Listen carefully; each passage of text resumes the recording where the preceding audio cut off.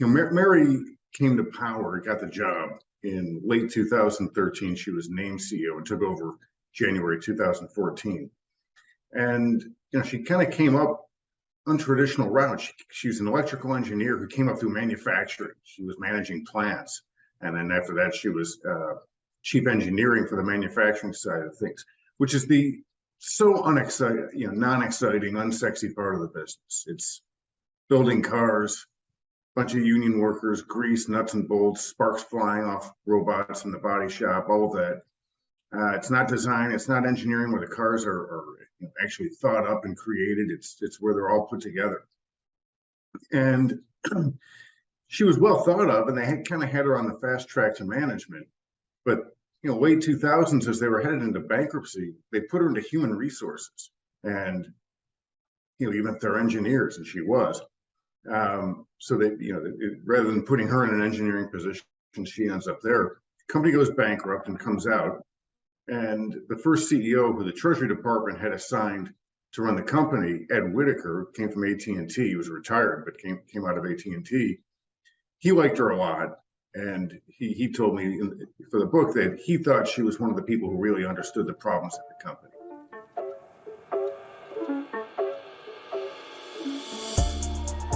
Hello, everyone, and welcome back to the CleanTechies Podcast. This is episode 69 of the show. I'm your host, Silas Manor, and thank you for joining us on today's episode. Before we get into today's episode details, a few notes and announcements we want to make. As always, a big thanks to our sponsors, Next Wave Partners, for making this show possible. If you are looking for a recruitment partner across climate tech, ESG, or renewable energy, consider reaching out to Next Wave and their global team of talent experts that can help you with those needs, anywhere from C-suite to engineering. They can help you find the right talent. Additionally, if you are somebody who has been affected by the recent layoffs in tech, obviously very unfortunate for your circumstances, but Next Wave has offered to speak with people in the space. So feel free to reach out to one of their consultants, and they will see if they have a role that is a fit for your skill set. And if there is not an open role, they will be glad to give you their tips and potential resources to help you with your search. And you can reach out to them through their website, which is next-wavepartners.com, and you can get in touch with them there or directly with their consultants via LinkedIn. Secondly, if you are a founder in the space, please consider reaching out, as we are always glad to share what you are working on. We're glad to share that with people in the audience here, and then to make introductions to any possible partners, including funding or subject matter expert consultants, if that's something you're in search of. So with that, let's get into today's episode details. Today we are joined by David Welch, the bureau chief at Bloomberg News in Detroit, to discuss his new book, Charging Ahead. The book is generally about how Mary Barra rose to become the CEO of GM and the first female CEO in the legacy auto industry. And then it goes on to describe how she has led GM into the future by making the shift to electric vehicles. We talk about a lot of things. It's a really fun conversation, at least for myself. It was really enjoyable speaking with David because of his deep knowledge and how long he's followed the EV space. And the people he's talked to, he was really able to offer a lot of interesting perspectives on so many of the kind of key topics that we like to discuss. So it was a really great conversation from that perspective. Some of the key items that we discussed were GM's history, kind of from being the most respected company in the world, eventually going into bankruptcy, and then kind of moving forward into the future. Then we talked about how Mary made her rise to CEO and her battles with Trump, for those who are unaware. And then we talked about the legacy automaker sentiment and the future for them as well. We did a little bit of a segment on kind of Tesla and Joe Biden and the drama that's played out there. We also discussed the benefits of EVs for skeptics out there, and as well as the success of EV regulatory frameworks, challenges for the next 2 to 3 years in the EV space, and how the IRA bill is really an industrialization bill. So very interesting topics that we covered, and I'm super excited that we can bring this episode to you. So without any further delay, let's get into the show. All right, welcome to the show, David. How are you doing today? Good. How are you? Thanks for having me on. Yeah, I can't complain. It's as we were talking before the show, it's been a few beautiful days in New York, and it sounds like the same in Detroit. Yeah, it's been a great fall. Yeah, quite an unusual an unusual turn of events here. But anyways, let's get right into things. Why don't we start off with a bit about your background? I'm actually really keen to explore your story as well. Obviously, people tend to remember things if there's somebody's personal story attached to it. So why don't you just walk us through kind of your journey into what you're doing now, and kind of where your interest essentially inspired from this. Yeah, sure. So, like, I'm the Detroit bureau chief for Bloomberg News. So I cover all things automotive. I'm the point guy for our General Motors coverage, and they've kind of been my main point of coverage for the auto industry for about 15 years.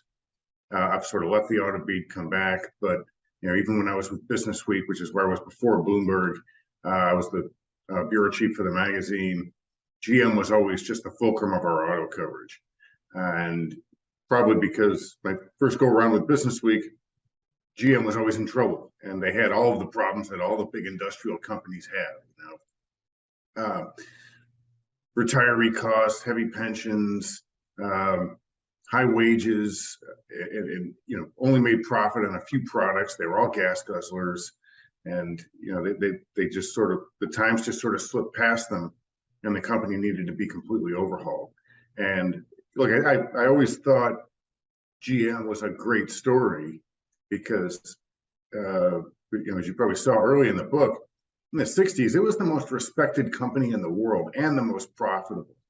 And the technologies they came up with, everything from building the lunar rover with Boeing to making pumps for the first open heart surgery. They were looking at ways to make self-driving cars in the 50s.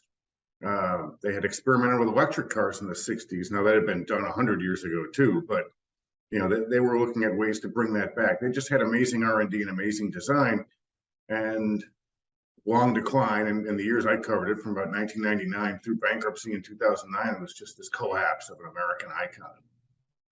And then there was a rebirth, and now we've got Mary Barra trying to turn it into a great company again. So I think that whole long timeline that I've covered in these two jobs at Bloomberg and before that at Business Week, before Bloomberg owned it, it's just a great drama, and she's a pretty interesting character to be in this last 8-year chapter of the company. And would you classify yourself as somebody who's always been like really fascinated by new technologies, or was it just by happenstance because you were covering these things and seeing some of the innovation that they were working on that you kind of got put onto this route of EVs in general? It's kind of both. I mean, I've always been fascinated by cars, but I've always liked technology too. I was an Apple geek before anybody was. I had a Commodore 64 when I was a kid. That was considered a terrific computer at the time, but I was definitely a Mac guy when everybody else was using PCs, and went to the iPod first. I was thinking I must have been one of the first subscribers to Sirius satellite radio before it even merged with XM, because I just thought, this is amazing. You can just have a channel for everything without a ton of advertising, all kinds of content. We're no longer shoved into this box of just a handful of stations playing the same formats over. So I was kind of an early adopter with a lot of things like this, and electric vehicles have captured the imagination of consumers. I was writing about Elon Musk for Business Week back in 07, 08, when he gave interviews frequently, and he was not quite the giant that he is now. And I was fascinated by what he was trying to do too.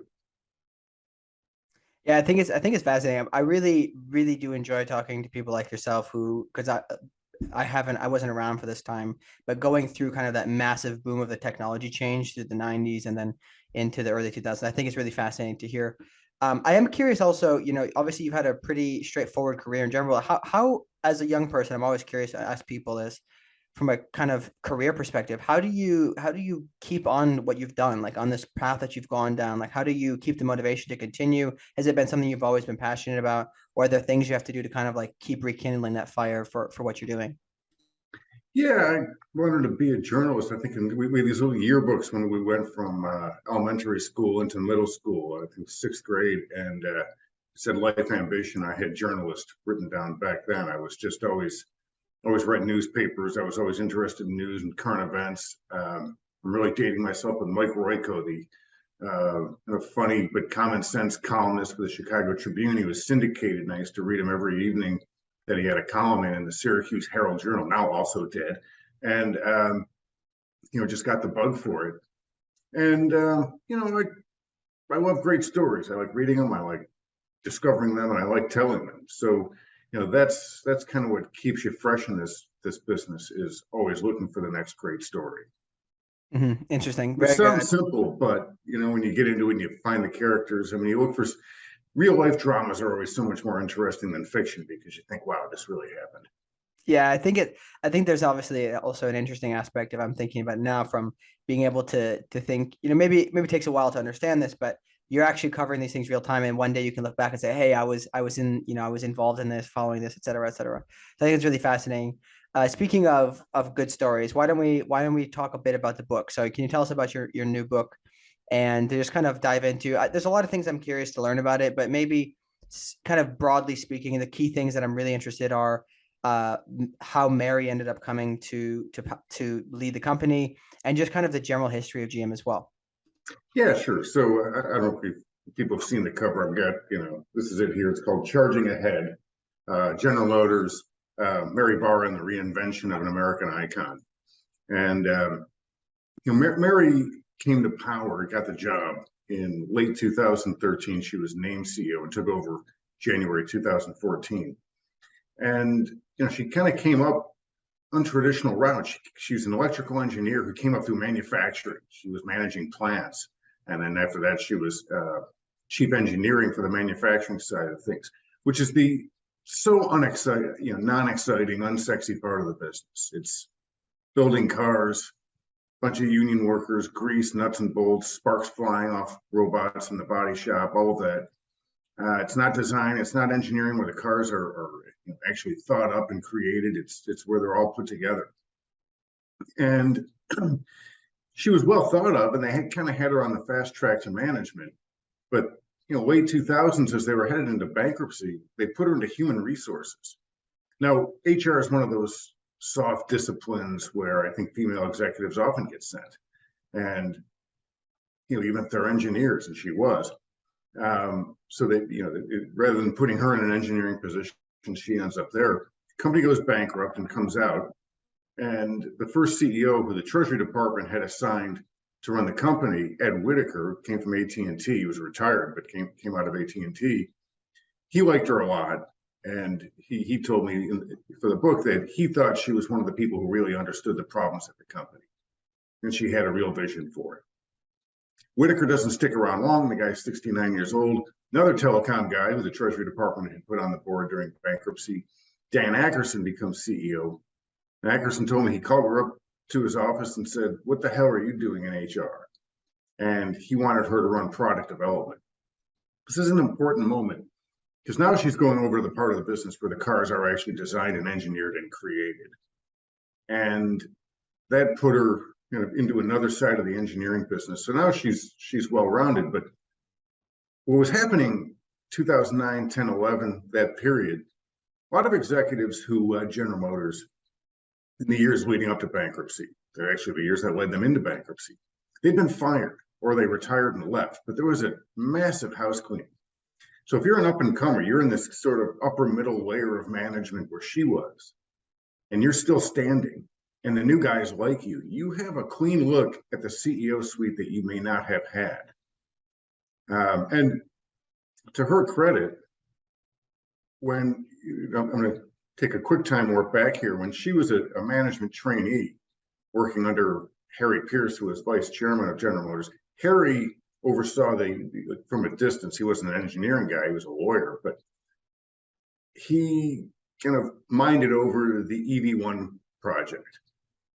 And Mary, being an electrical engineer, they used to talk about it, and Harry told me that they used to discuss how electric drive was the way the auto industry was going to get out of this forever treadmill of fighting with regulators over fuel economy and greenhouse gas standards.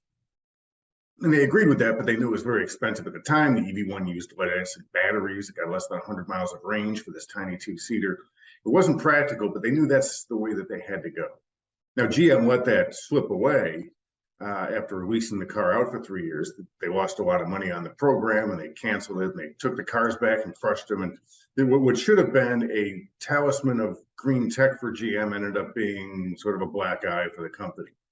The book gets into this. GM has a habit of stepping on rakes when it comes to stuff like this. So, but fast forward to 2011, 2012, when she's head of product development and they're working on the Chevy Bolt. The only real EV on the market at the time that was, of significant sales was the Nissan Leaf. And Tesla was still working on getting its vehicles to market. This is when they were developing the Bolt. The GM engineers just wanted to put out something with 125, maybe 150 miles of range. All they wanted to do was be able to sell this in California to meet greenhouse gas and EV credit standards so they could keep selling Suburbans and pickup trucks all over the state. This is an important period in Mary's history where not only for her commitment to electric vehicles, but for her push to change the culture at GM to one that really tried to win. She said, look, we can't put this out with that little range. It's got to be at least 200 miles or we're going to embarrass ourselves, which really challenged the engineers to do more. And they did. And when the Bolt first came out, it had 238 miles of range. It's a compact car. It's smaller than the Kia EV6 and the Hyundai Ioniq 5, but it has range that beats a lot of those. Most of those, the entry level, they're 220, 230. And the Bolt goes well beyond that. Now I think 260, 265. It's an old vehicle. It's a compact. It's not the kind of thing that appeals to most American buyers. But it was technologically pretty good achievement. It really got them on the map. And she pushed them to really do something with it that would make it a vehicle that people could drive more than 100 miles. And it was just more of a practical vehicle that people could buy. So those were important moments for her as she came to power. And I think that really impressed Ackerson that she was willing to push with a new technology. She was willing to take some risk. She was willing to push engineers and push a company known for complacency out of its comfort zone. So she gets the nod to be the CEO. Yeah, I think it is quite fascinating. I always like hearing these stories of people coming up from the internal workings of the business. I think I don't know. I feel like it's something that doesn't happen as much nowadays. I mean, there's obviously stories of it happening, but I think there's a big tendency for people to not be at one place for very long. I think especially with the younger generation. So I think it is fascinating to hear that. I do want to maybe touch on broadly what I know there's a lot of things we could get into, but kind of broadly, what would you say from your observations that the things that GM got right and they got wrong throughout this transition in general, especially kind of as Mary took over? What were the big things that she did well and didn't do so well? Yeah, so when she took over, the company was still kind of a mess. It was profitable, so it emerged from bankruptcy and gone public. There was a GM stock you could buy once again, and but there was crisis.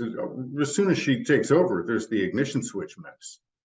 And she has to deal with that. So she has to get the company through it. She has to fire some people. And also they had all these overseas operations that lost billions of dollars a year. That's something that GM had gotten wrong for years. They were so fixated with being the largest in the world. And that goes back to the 1920s when Alfred Sloan, who was a legendary chairman who built the great GM, but Sloan had bought Holden of Australia in the 30s. He bought Opel of Germany in the 20s. And that made GM this global giant. And one thing Mary got right is she came in and said, look, we're losing money in all these markets. We can't really afford to do everything you need to do to fix them, patch them back up, and try to revive these brands and turn them into profitable organizations. So some things she sold off, some things she closed down, and she sort of winnowed it down to a smaller but extremely profitable core. And so by about 2015, 16, they're making record profits or getting close to record profits, and the cash flow is strong, so they can start actually looking at electric vehicles, at autonomous vehicles, and spending money on this technology. And that was the problem old GM had, is the finances were so lousy for so many years. They had great R&D work, great engineers in the company, but they just never really could afford to take a leap and invest in it. And they did with the EV1. They lost $1 billion on it, and they got a black eye, and there was a great sensitivity inside the company to ever doing a project like that again, where they'd lose money and risk looking bad.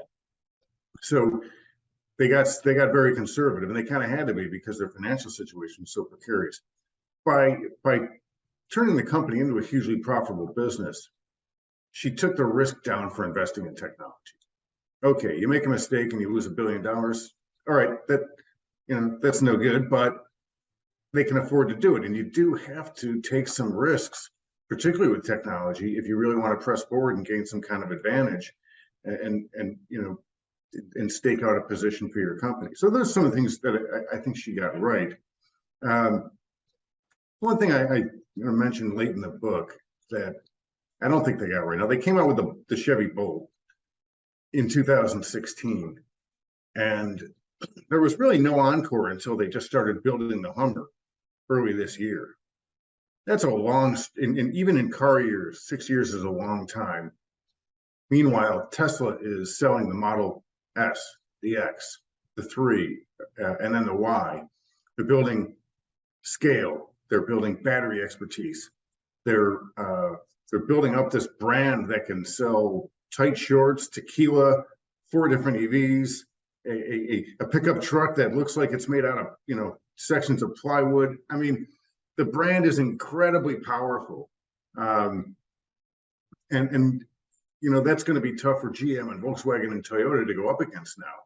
And I don't think GM necessarily had to go out and lose money with 4 EVs, but I think they're really relying on electric power, electric drive to bring Cadillac back, for example. And right now, most EVs are luxury vehicles because even if they're sold under mass market brands, because they're very expensive.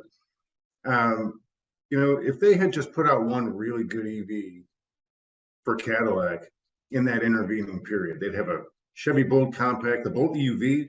Actually, that's one of the best buys on the market. For under $30,000, you get 265 miles of range, and it's kind of roomy inside. It's like a nice little vehicle. It is, considering the average new vehicle goes for $48,000, that's actually very good value. So you'd have that, and then you'd have some nice Cadillac that competes with the Model 3 or the Model Y. I think there was a big missed opportunity there for the company, and that was I think that was a big mistake. I mean, I think they made some mistakes dealing with Donald Trump too, which we can get into at some point because I know you've got some interest there. But yeah, I did want to get into that, but you had something else. Yeah, I was just going to say,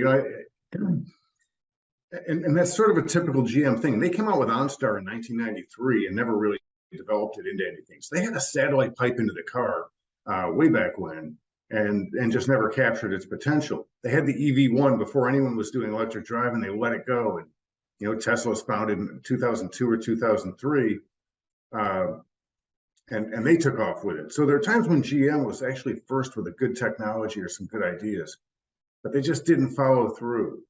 And with the Bolt, I think they had a pretty competent vehicle and a good start. And I think there are some good reasons why they waited, but they still waited, and I think maybe a little too long.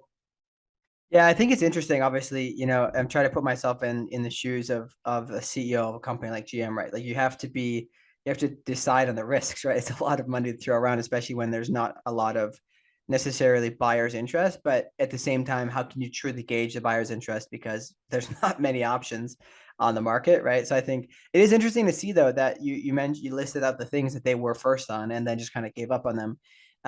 But perhaps, we could, it's kind of speculation, but perhaps some of the work that they put in actually kind of spurred interest in other companies to get things moving and advance them so that they could then come back in and once the heat was on to start changing things and kind of being part of that movement.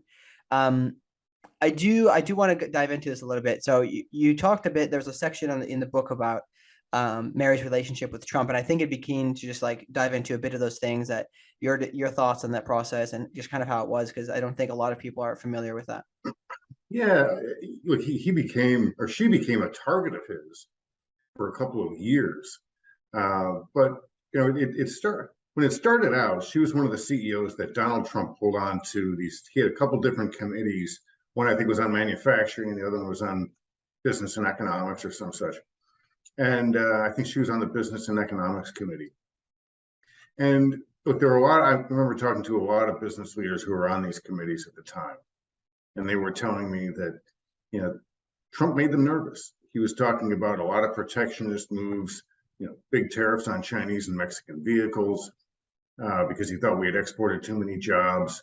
And Trump had a point about that, by the way. But corporate America was terrified of it. They thought he was a populist. Some thought he was a little crazy, but they thought it was much better to engage, get on his committees.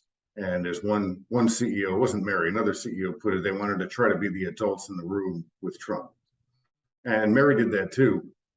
And as Trump takes over in office, the first thing he does is the Muslim ban. And so Travis Kalanick, the former Uber founder and former CEO, he quits. I think he was the first one to quit the committee. Bill Ford put out a pretty tough statement on it because Ford Motor Company is in Dearborn, which is a huge Muslim population there. They made a statement on it. Then there was Charlottesville, Virginia. A lot of CEOs didn't think Trump was forceful enough in condemning the neo-Nazi violence there. And so some of them quit. So you have these things Trump is doing that, I don't know if you remember this period, but it was just a period of outrage and kind of, leading up to the current period of extremely polarized politics in the U.S. The third thing he did, pulled the U.S. out of the Paris Climate Accord. Elon Musk immediately quits whatever Trump's committee he was on. And he made a statement saying, pulling out of Paris is not good for the world and it's not good for the United States. I thought this was an important move by Elon because he's the guy who's putting a solar panel on your roof to charge a Powerwall battery in your garage that will charge up your clean, green electric vehicle. He staked his entire business and his entire reputation on being part of the solution for climate change. Mary, with a handful of other CEOs, stayed on Trump's committees till the bitter end, until the committees were actually disbanded. Doesn't seem like a terrible sin in and of itself, but suddenly it becomes a thing. The New York Times has 3 CEOs who are still on Trump's committee, even after abandoning Paris. Mary's face is one of them. And there was a lot of criticism over that. And I remember, pushing GM's PR people saying, what are you guys going to do? What's the play here? Is it traditional government affairs where you want to stick there and no matter who's in office, try to play ball with them? Or do you make a statement? You guys are the ones talking about the all-electric future and all these electric vehicles coming and the Bolt and all of this. And she stayed on. And it wasn't like she was siding with leaving the Paris Climate Accord. She was just doing basic government affairs. But Elon Musk is the one who's got the great brand now for electric vehicles and for solving climate change and being this great scientist, this great product developer, this great entrepreneur and change agent who's solving a lot of these problems. And all the stuff that he does, even though some of it seems very crazy, builds that image that he has. And it's a very powerful image. And I thought it was a missed opportunity for GM. But here's the thing. She was trying to play nice with Trump. It didn't work. It didn't really get her anything because when she really starts to push the restructuring of the company, one of the things she did was close 2 small plants, one in Detroit, one in Baltimore, and then a big one in Lordstown, Ohio. It's in the Mahoning Valley where Trump had campaigned, a place where steel mills had closed down a decade and a half earlier, a couple decades earlier. And it was one of these places in America that was just a scene of industrial decline and job loss. And Trump told everybody, don't sell your homes, don't move on bringing the factories back. He promised all this great economic development for the region. Mary Barra comes in and closes the largest manufacturing employer in the region down, which just infuriated Trump. And there was no way back from it for her. He just went after her using Twitter as his bully pulpit for really a couple of years. And it really was, it was just quite a thing. I remember talking to GM at the time, the public relations people were apoplectic. They just didn't know what to do because Trump just wouldn't let up. Mm-hmm. Yeah, it's a really tough predicament, obviously. I think I can see probably the reasons why she wanted to stay on the committee to try to, kind of, like you said, play ball. But as you mentioned, perhaps that proximity, I do think it probably just struck a personal chord for Mr. Trump, probably with the promises he made, et cetera. So it is interesting to see that relationship and kind of how they dealt with it. I want to talk about a little bit, and maybe it's very speculative, but I do think you'd be one person who has a pretty qualified opinion on this, is if Mary hadn't become CEO, if somebody else who was like a runner-up, I don't remember the names from the book, that had been a runner-up for CEO role, if somebody else had stepped in, somebody who didn't have that experience coming up from the product space and working in the manufacturing plant, do you think that GM would have kind of gone down this route at all, or at least, in the time they did? Yeah, that's a great question. So there were 4 candidates initially, and it was quickly winnowed down to 2. One was Steve Gursky, who is a former Wall Street analyst and basically a banker. He had run GM Europe briefly, really smart guy. He was eliminated early on. He just didn't have the management experience. The other one was Mark Royce, who's the current president of the company. Mark's a product development engineer, loves cars, loves racing, really was on board with Mary's early push for electric vehicles. So I think he was quickly dismissed too, because Dan Ackerson didn't think he had the skill set at that point in time. I don't think they liked each other all that much. So it narrowed down to Mary and Dan Ammon, who was the CFO. And then when Mary actually got the job, he became president of the company. Dan was a really smart guy. He played a very big role in the whole, what GM calls its transformation plan, which was closing down some of these overseas businesses, winnowing down some nameplates, some long-standing cars that always lost money, and getting it down to its profitable core. He was behind he had a big role in the move to buy Cruise, which is their self-driving vehicle company, which is one of the few true players standing in autonomy. We'll see what happens with autonomy. Who knows? There's a question mark about autonomy in general, which we discuss later if you want. But I do think he may have been a little more conservative with electric vehicles, simply because they lost a lot of money. At the time, GM had to make these decisions to develop this Ultium battery platform. EVs were all expensive. Teslas and Teslas. Now, in fairness to Dan Ammon, I wish he was here, we could ask about it. I remember him telling me at the time, probably 2016 or 17, that when they were looking at where they were going to invest their money, they saw 4 trends really emerging. There were connected cars, there was Uber and Lyft, so ride sharing, ride hailing. There was autonomy, because Waymo had been experimenting with that 2-seat egg pod that could go about 25 miles an hour, but hey, it was driving itself, and they were pushing ahead. And the 4th was Tesla, the rapid rise of Tesla. So Dan's not a dumb guy, maybe a little conservative. I think they may have moved a little slower if Dan were there, because the finances were so constrained. I should say that the economics and finances of electric vehicles was very challenged at that time. But they did, they kept going bigger and bigger as they were developing this Ultium, which is basically, the battery pack that can spawn everything from a small Chevy Equinox up to a big Hummer. And it's the way Tesla does it. You have a dedicated battery platform rather than retrofitting vehicles, which is what everybody else is doing now. So they may have moved a little more slowly, but I think they would have been going in the same direction, because Dan was on board with this plan as well. Yeah, I think that is interesting to hear that perspective. I'm always curious, because my next question is on this, is what, since you've covered kind of car manufacturing, especially in general, over a lot of your career, what could you, I guess, maybe walk us through the key sentiments of the legacy auto manufacturers kind of over the years, and maybe some of the key items that shifted their opinion, and especially keen to understand currently what is the sentiment of a lot of these manufacturers? I know you touched on it a bit in the book as well. Yeah, look, so you go back to 2015-16 when GM's trying to really develop this battery pack, but also plan out a strategy. So back then, EVs lost money. The Bolt lost a lot of money, and GM started selling that in 2016. So there were a lot of people in the companies, not just GM, but in the legacy car companies, that just said, look, these things are money losers. Yeah, they've captured the imagination of some people, but who knows if Tesla's going to survive? And there was sort of a Tesla death watch going on at all the legacy car companies.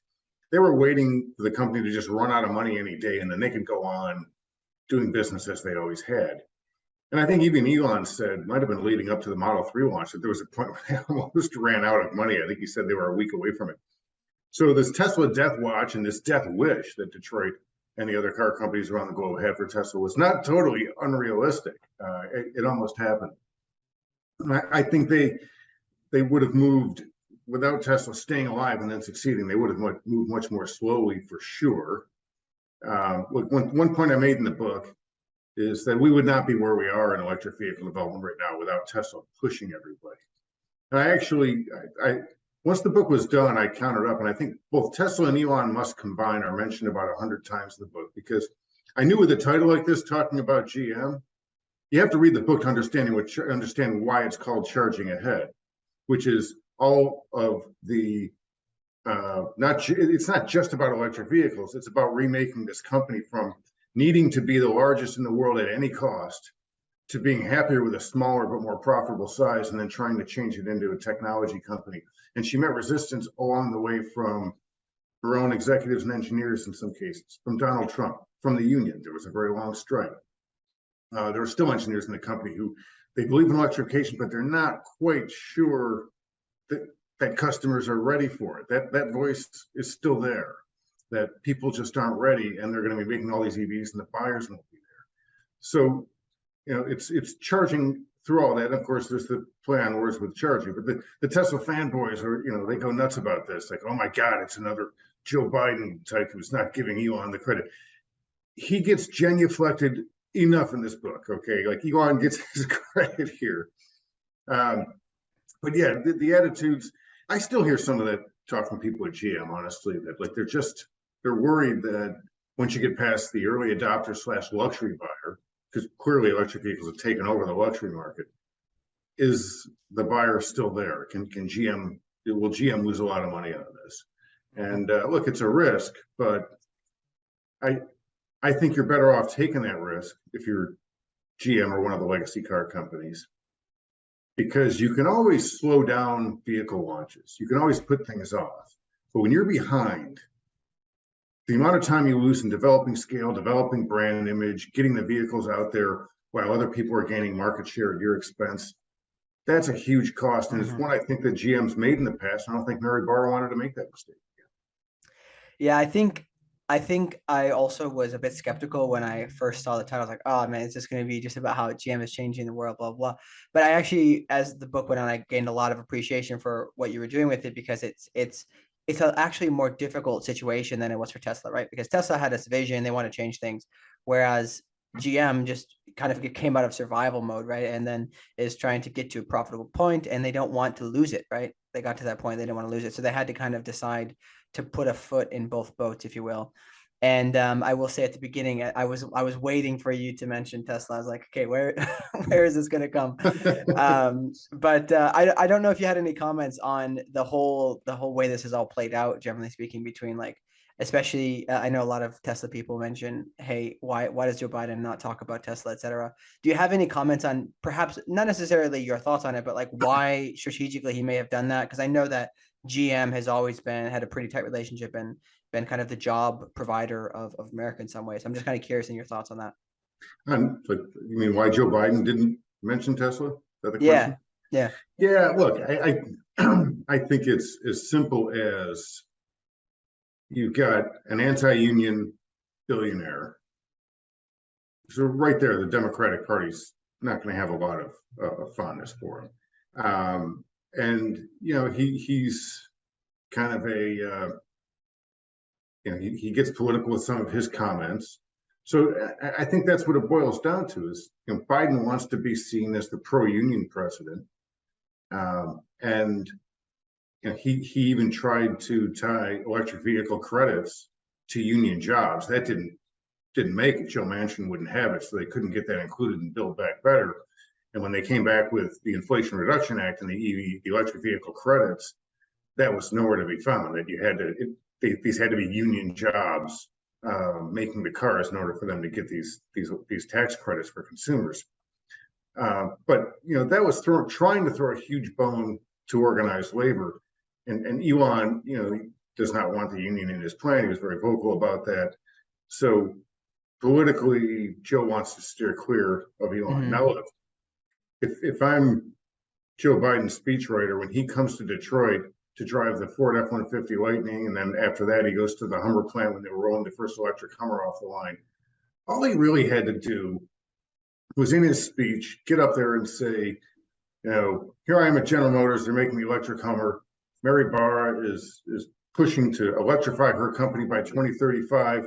And it just shows that in America, we have great technology and great entrepreneurs. We have people like Elon Musk. We have Ford Motor Company across town, and we've got General Motors here with your Hummer. Little tip of the hat to Elon. It's a shout out to American ingenuity. Everybody likes it. And you can go on and praise GM for the next 30 minutes if you want to. Done. Over. And that's what Elon's all about, right? Elon didn't get his moment in the sun. He thought he was snubbed by Joe, and he went in, and he's been on about this ever since. But that's all Joe had to do. And by the way, it happens to fit, the facts happen to fit the statement. And it also, I think, would have made him look smarter talking about American ingenuity and recognizing Tesla. Yeah, I think it is important. Obviously, I can understand from a strategic perspective that there's like many factors in play, right? This is something I can never, probably begin to understand, but it does. I think there's a lot of people who are upset about that. But I do want to spend a bit of time discussing your opinion or your view on the differences between the GM and Tesla kind of strategy and general business strategy. Could you kind of lay this out and just kind of express the differences between them as well? Yeah, look, first, they come at this problem from like immensely different places. I asked Mary Barra in one of the interviews I did for the book with her if she thought GM's job was tougher than Tesla's because she had to retool a company that had been doing things essentially the same way for 120 years. And she said no, because she already has plants and things like that. If she already had this big infrastructure and supply chain and factories and workers and everything, that she just had to basically make cars with a different drivetrain. And I think that's true. Now, one thing that Tesla could do, because Elon was just such a master at raising money, was he could lose money on these cars for years. And, I covered a lot of those earnings calls where the analysts and the investors, they weren't even looking at the cash flow and the income statement. The most important thing for years in their quarterly profit statements was actually the text of what Elon said and whether or not Model 3 would be out on time, whether or not they were expanding to China or to Germany, because it was a hot growth story. So, two very companies in very different places. What GM has to do differently is they have to keep selling gas guzzlers to fund this thing, whereas Elon goes back to Wall Street. I mean, that's where GM still gets some sniping from environmentalists, is they hate gas guzzlers, but legacy car makers are only going to be able to fund this thing by selling vehicles, internal combustion vehicles, and the ones that happen to make the most profit and best cash flow happen to be big thirsty ones because they're luxury vehicles or they're pickup trucks. And so strategically, she has to keep doing that while Elon pushes and makes more EVs. I do think that there's one strategic misstep, I think, by Elon, and this was brought up by a guy named John Murphy at Bank of America Merrill Lynch. John said recently he has a report called Car Wars where he looks at all the vehicle launches for the next 5 years and who's got the most new stuff coming. And he said, as much money as Tesla raised during this recent period where cash was easy to come up with on Wall Street, he should have raised more because money was so easy to get that he could have had a Cybertruck out, he could have had a semi-truck, he just could have had more models. So now Elon sails into a time period where it's tougher and more expensive to raise money. The company's very profitable, but now he's kind of got to stand on his own 2 feet and use the money that his cars make to develop new models like the other car companies do. He'll be able to raise money, don't get me wrong. I mean, that option is still there. But that was a big tactical, I thought it was a great observation by John that Elon could have raised even more and he'd have the cash on hand now to develop a bunch of new vehicles because Tesla's proven it could sell just about anything it puts out. Yeah, I do think it's interesting. I think obviously, I mean, it's difficult to know when these interest rates are going to come up, and it's going to kind of cause the risk-free rate to go up, and everybody's just like they don't have a crystal ball, right? So I do think it's an interesting observation, though. One thing I also wanted to comment on, and perhaps you have thoughts on this as well, is people, you mentioned the environmentalists being kind of upset with GM for still selling these gas guzzlers, but I think that this is coming from a very conservative like part of the country, from Wisconsin. A lot of people complain about the environmentalists and their kind of ideas that we can just shut off the old ways and go to the new ways, because if GM were to do that, they'd probably have to cut so many jobs, so many people be out of work, et cetera, and that the company might not even make it into the EV era. So I think it's interesting that people need to remember that there has to be this kind of this transition where it takes time to move over to these new technologies, because not everybody is going to adopt the way Silicon Valley adopts new technologies, right? No, most EVs are, the average electric vehicle costs $67,000 Yeah. right now. Most Americans can't even afford a new vehicle of any kind. They buy used vehicles, let alone a new EV. So you can't just flip the switch and sell everybody an electric vehicle. And the reason Tesla has good profits is because most of their cars are even more expensive than that. Now, their vehicles are very expensive. And middle America, you're from Wisconsin. I grew up in upstate New York, Syracuse area, and I've lived in Michigan for a while. I think it's the same kind of people, right? It's people who drive pickup trucks.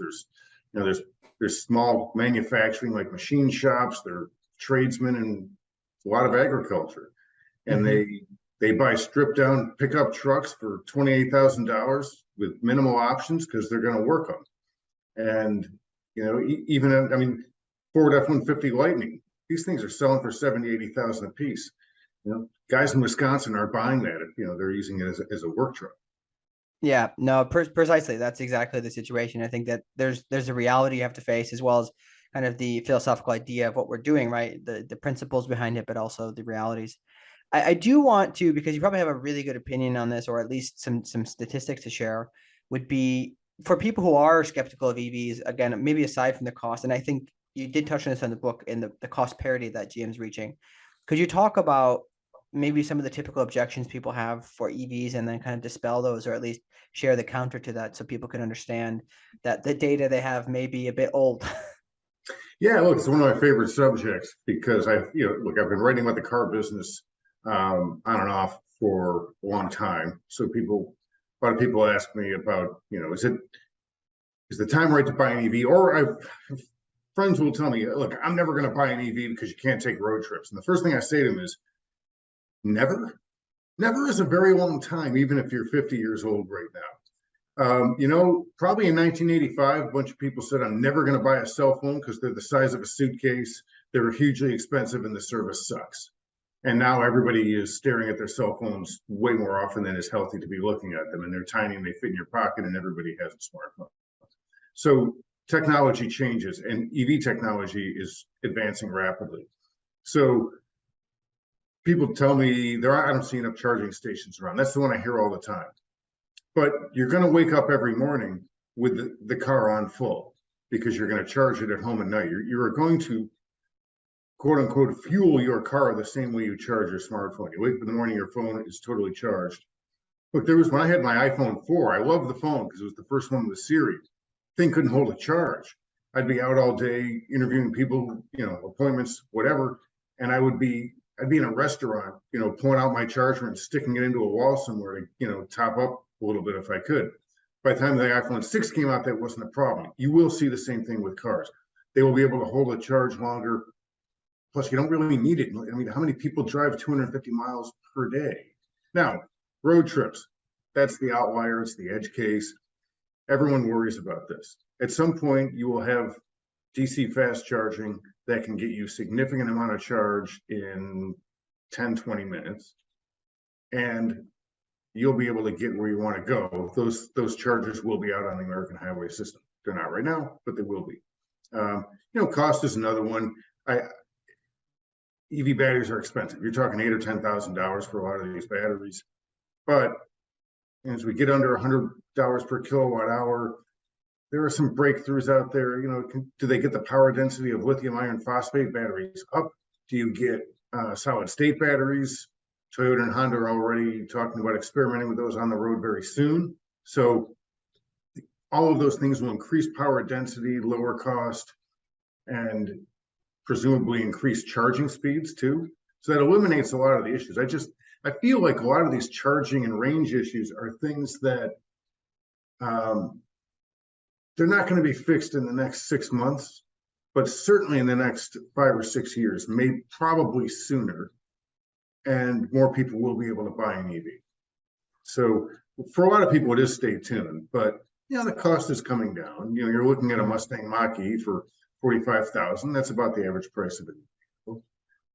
So it's getting there. We're still in early days in this thing. Yeah, I think the other thing is to remember that, try to point out to a lot of people, is that the maintenance costs are significantly lower. Like I've had this argument with my dad many times. Like, we have a lot of old beaters, right? And I ask him, even though we get a discount rate because his brother is a mechanic, it's like, how much do you spend on those cars over the years? Like, I know you spend a lot of money. And I think that, it's difficult because we've never bought a new car in our life, but at the same time, at some point, even though these value of these cars will hold for a lot longer, these EVs, at some point they will come down to the used car market, right? And I think it's going to be a no-brainer, right, for somebody like my family who tends to drive about 50 miles, maybe 100 miles a pop, right? And it's very, very easy. Could save a lot of trips to the gas station as well. One thing I did want to kind of double click on a little bit, which I think you would have good oversight over, is I think this, to me, when you talked about early on how the car makers only made electric vehicles because of the regulatory issues, right? Because they've needed to do something to offset, essentially have certain carbon credits, or I believe that's how it worked. Could you maybe talk about, perhaps, I think it's safe to say, the success of this regulatory kind of innovation to help push EVs to become where they are? Because this, obviously, we saw something recently with the IRA, but it goes way back, it seems, right? Because you talked to us a little bit about that evolution of the regulatory frameworks that helped get us to where we are now. Yeah, sure. So there were a couple of things, and they're both explained in pretty good detail in the book. One is, in California, you have zero emission vehicle credits. The math's in the book, but basically you get so many credits for a plug-in hybrid and then so many credits for a pure battery electric vehicle. And then those credits equal a certain number of cars in sales of zero emission vehicles, which allows you to sell as many pickup trucks, luxury cars, family sedans, whatever it is, without paying fines. And companies could actually buy credits from others if they didn't have enough. So GM sold a lot of the Chevy Volts, which was a plug-in hybrid, and the Bolt to get credits. But even so, in certain years, they still bought credits from Tesla. Stellantis, who was Chrysler for a long time, they were a big buyer of these credits. And so and that helped fund Tesla's development of vehicles, by the way. Tesla, hundreds of millions of dollars a year in ZEV credits that they were selling to the legacy automakers. But car companies didn't really want to help Tesla, and they didn't want to spend money on credits. So, they could make their own vehicle and get their own credits, maybe even sell them, but also kind of start developing the technology and start seeding interest with their own consumers, their own customers for electric drive. So that system did help kind of push EVs into place. But what really did it, I think what you're talking about, are the $7,500 per vehicle credits that consumers got for buying an electric vehicle. And that's a pretty big deal when you're talking about the price of some of these vehicles. Chevy Bolt sold for more than 40, I think it was 45,000 when it first started, something like that. So, and it's basically, it was a compact car, which Americans don't love, but you put essentially a $7,500 rebate on it, and suddenly it's under 40,000. And all the things you're talking about, lower cost of ownership because it's cheaper to charge your car than it is to fuel it up with gasoline, which is another thing people need to know. It is a lot cheaper, especially at today's gasoline prices. It's way cheaper to drive an EV than it is to fill the tank once or twice a week. But that system really helped sales. And now each company could sell 200,000 of them, then they were cut off. And General Motors and Tesla ran out of credits first. And it was around the same time. GM did sell a lot of Volts and Bolts, and that's why they ran out of credits. That's why this, passing of the IRA that Joe Biden came up with was very important, because GM, Tesla, I think Ford and Toyota were also running out of credits, which meant that the Korean automakers had a big advantage on it, because they're coming out with these new vehicles just now, and they still have credits. Trump did not renew the program; he just let it expire. So by kind of putting a new system in place, now everyone has credit to it. Mm-hmm. Yeah, I do think it's fascinating. I'm usually one. I tend to argue against regulation, right? I don't think you can regulate the future into being. But at the same time, like this is, I think, a really good example of something that had it not been around, we may not have the transition we're happening right now. So I think it's quite fascinating to see what I would consider a pretty successful program that has been rolled out. One thing I wanted to one thing one thing I wanted to ask is, from seeing what GM has done, coming from the legacy side of things to being an innovator, what are some other types of industries that you think could really stand to learn a lesson from GM, especially, maybe industries that are considered dirty or conventional and that are kind of pushing back on the innovation that's coming? What are some other industries that you would keep an eye out for, or maybe in particular certain companies that are actually looking to become part of the future rather than be left in the dust? Yeah, well, okay. So I think there are some other car companies that, and everyone's really pushing into EVs right now, but there were some companies that kind of fell behind. Toyota, it's hard to call them a laggard because they're so good at what they do, and they've got a lot of hybrids out there, but they're not sold on electric vehicles. And I think they will be a fast follower, but right now their plans are to kind of move into this very gradually. So, and look, they might end up being very smart if consumers don't latch onto these as quickly as a lot of people think. The industry, I think that really might even just be the company, but that's going to, I think people are going to start to lean on is like Amazon. They've got these vans driving around all over the place. Not many, very few right now are electric, and they'll start buying electric vans. But that's an industry, that whole package delivery business, where if climate change is really the problem and eliminating is the goal, that's a business that really needs to move in and start buying up more clean vehicles. And I think they can, because they have set routes, so they know how far their drivers are going. They know how much battery, they might not even need a battery with 250 miles of range. If your average driver only goes 80 or 90 miles, maybe you buy a cheaper electric van that goes 150 miles. Van finishes deliveries, comes back. While the truck's being loaded, you charge it again and send it back out. It's sort of tailor-made for this business. I think they need to push into it. Another one is power generation. If you have big EVs, big heavy SUVs that are electric or luxury vehicles, and they're using power generated with coal, it's still a pretty significant carbon footprint that you have. And look, I was talking to an environmentalist, a guy who I respect a lot and I've known a long time, and I've been talking for Auto Stories for a while, and he's always been on GM's case. I mean, GM and all the legacy automakers. And I told him, I said, look, they have to fund this with the gas guzzlers that you hate. That's just the way it is. And I said, the other thing you can do, though, is I said, look, you're an environmentalist. You won getting automakers to push into hybrids. Then, after you won that, you've won the fight pushing everyone into electric with a lot of help from Elon Musk, but you did win that battle. The car companies are doing it for you. And he said, well, GM's making them too big. They should make smaller. I said, look, you will never win the battle with the American consumer to get them to drive compact vehicles. This guy drives like a Prius. I'm like, it's just not going to happen. I said, I drive a Mini Clubman with a manual transmission, and you drive your Prius. Everyone else drives something a lot bigger than what you and I have. You're not going to win. It's over.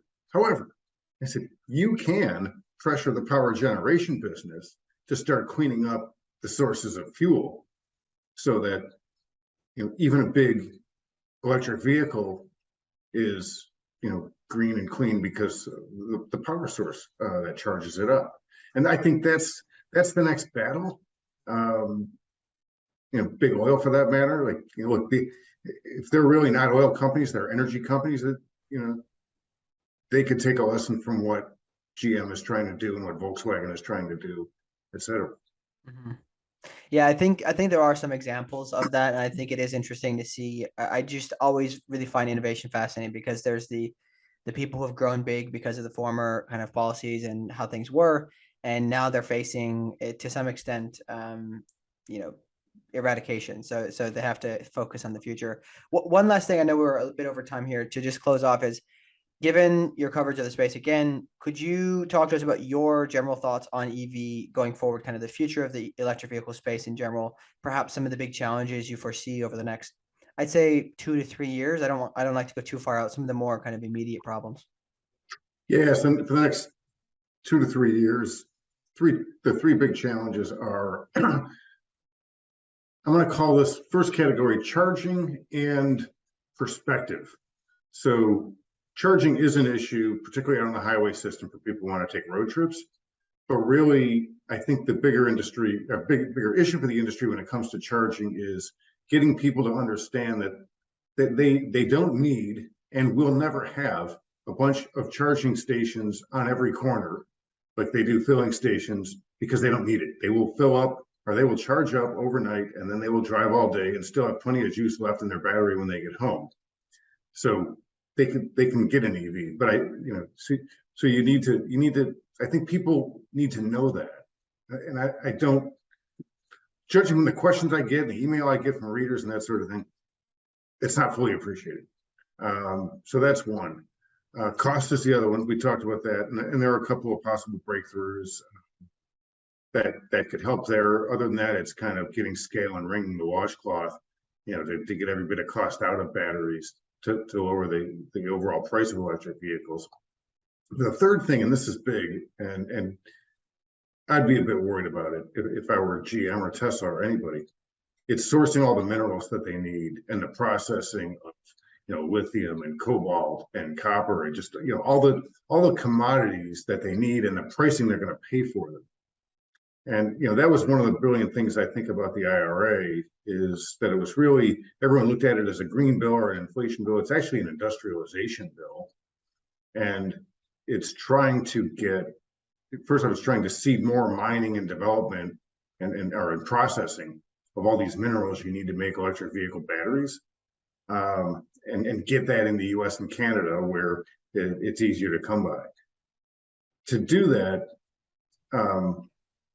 compromises are going to have to be made, because environmentalists love EVs, but they don't like mining. And the permitting process for mines in the US and Canada is 8-10 years. That's going to have to change if you're going to want to have easy and good access to the different things you need to make electric vehicle batteries. It's a big issue. People are talking about it. I don't think it's fully understood, but that's something that's just, those are things that it's going to require car companies, mining companies, and governments working together to get that done. Mm-hmm. That's a really great point. I really love that you brought that up. I think that's something I've been thinking about a bit as well, is that we need to have these minerals to continue doing this. And it is a shame that we might be outsourcing a number of these things to other countries that may not necessarily care about or maybe not even have necessarily the resources to really develop cleaner versions of this mining, right?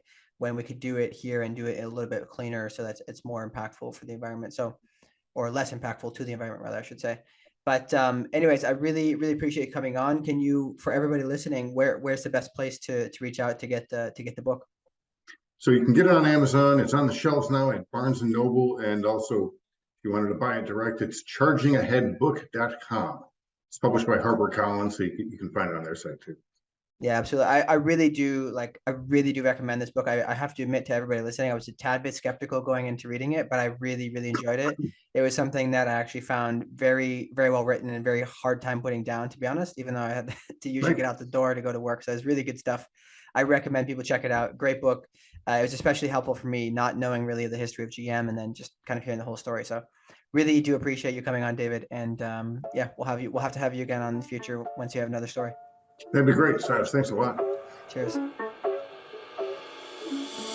All right, thank you so much for tuning in to today's episode with David. I really hope you enjoyed it. As always, please share this with somebody who might find it interesting, and be sure to pick up his book, as it is a really, really fun, quick read, really enjoyable, honestly. Very good book, very well written. And then, of course, reach out to David on LinkedIn or follow him on Twitter for more EV and auto news. And then if you enjoyed the show, we do always appreciate that you share your thoughts with us. You can do that on social media, over Slack, You can reach me directly through email if you have actually more in-depth questions, you want to have a discussion. Always glad to connect. And also, we really appreciate any reviews that you can leave us on Apple Podcast. If you did enjoy the show, please express that in this format, as it's very, very helpful for us to grow the audience and to help make more people aware of the climate tech solutions out there. And then, of course, if you enjoyed it and you want more, please subscribe. One last note we also want to note is if you are interested in becoming a sponsor of the show, you can reach out to me directly via my email, which can be found in the description of the show, or otherwise I'm very reachable over LinkedIn and Slack as well. Quick note, our next episode is going to be with John Schroldhammer, the founder and CEO of Novi Ocean, and we will be talking about wave power. So this is a tech that a lot of people have experimented with and struggled to make financially viable. But John believes that by taking the best of all the different attempts, he has really cracked the code to viable wave-generated energy. So tune in next time to hear about that discussion. And as always, thank you so much for tuning in to today's episode of the CleanTechies the Podcast, and we will see you next time.